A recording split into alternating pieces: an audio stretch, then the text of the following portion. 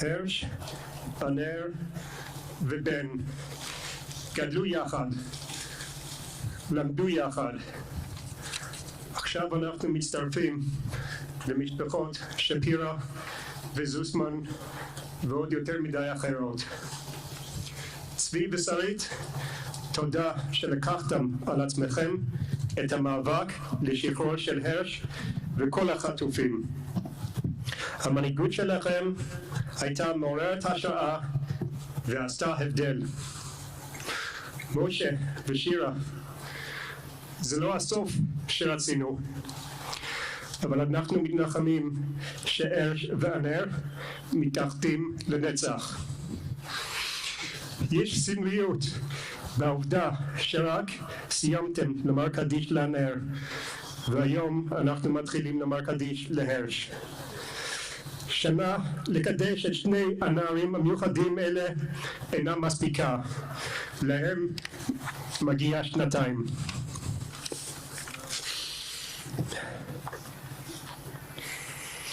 עשה לך רב וקנה לך חבר, והבא דן את כל האדם לכף זכות.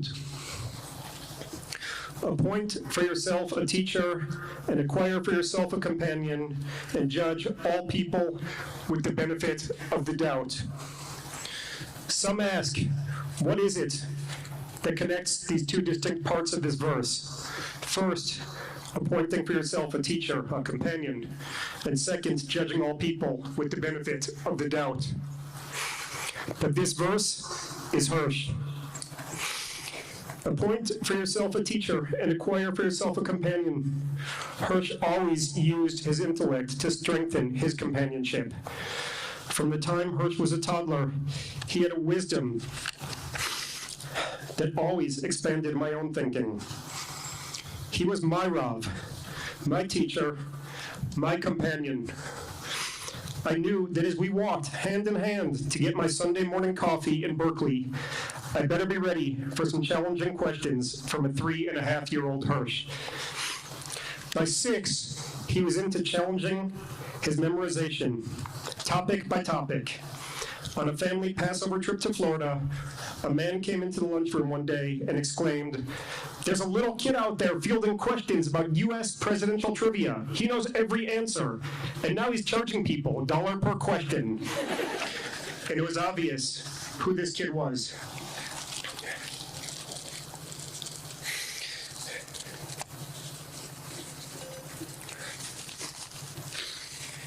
And Hersh was always self-assured. When we told 7-year-old Hersh that we were moving to Israel, making Aliyah, we told him that his name Hersh could be challenging for Israelis. Maybe you want to become Tzvi, which is the same meaning. Maybe you want to take on a nickname. We said to him, and Hersh looked up at us and said confidently, "I'm Hersh. Israelis will deal with that." As Hersh got older, his curiosity, memorization, and self-assuredness evolved into deep, independent thinking. Hersh thought about issues and developed principled conclusions. In 6th grade, at a group interview at Himmelfarb, the teacher posed a question to the visiting 6th grade boys, something about Middle East politics, and he offered 2 answers, a more liberal answer and a more conservative answer, sending the boys who answered each to different sides of the room. That night, Hersh told us about the interview and that he went to the side of the room that he did. And we said, "How many others were on your side?" And he shrugged and said, "Just me." 10-ish years ago, at Hersh's encouragement, after he learned about this issue, our family took to the streets to fight to protect the rights of African asylum seekers. This was after Hersh searched our house and declared to us, "If the police get really aggressive in pursuing them, we can hide at least one in each dishwasher." And the second part of the Mishnah, judge all people with the benefit of the doubt. A wise diplomat whom we met on this excruciating 330-day journey told us, "You obviously don't have to agree with the other side on an issue, but you must truly take the time to understand them." We've learned increasingly in these 11 months how much Hersh exemplified the guidance of this wise diplomat.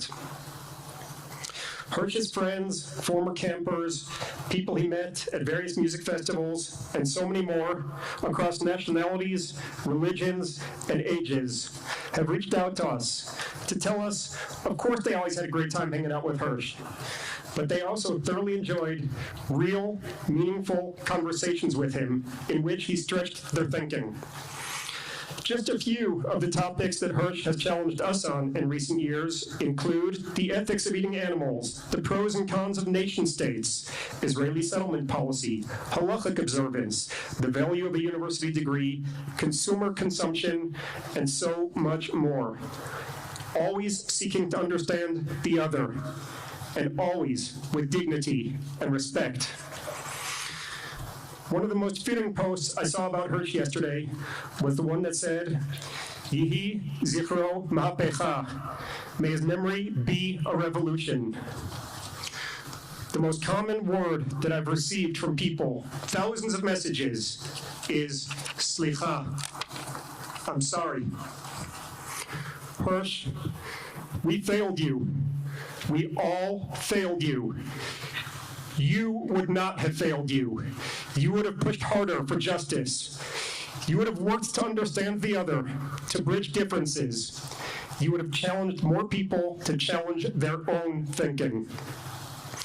And what you would be pushing for now is to ensure that your death, the deaths of all the soldiers, and so many innocent civilians are not leshav, not in vain. Your starting point would be returning all of the hostages. For 330 days, Mama and I sought the proverbial stone that we could turn over to save you. Maybe, just maybe, your death is the stone, the fuel that will bring home the remaining 101 hostages. Od lo avda tikvatenu. But you're a dreamer, an expansive thinker, so you would keep on pushing for a rethinking of this region. You would say, you have said, that we must take a chance on a path with potential to end the ongoing cycles of violence. You would ignore people's public posturing and what people say at press conferences, and you would push every decision maker to truly look themselves in the mirror and to ask themselves selflessly every single day, will the decisions I make today lead to a better future for all of us? And you would tell any decision maker who cannot answer that question with an emphatic yes to step aside.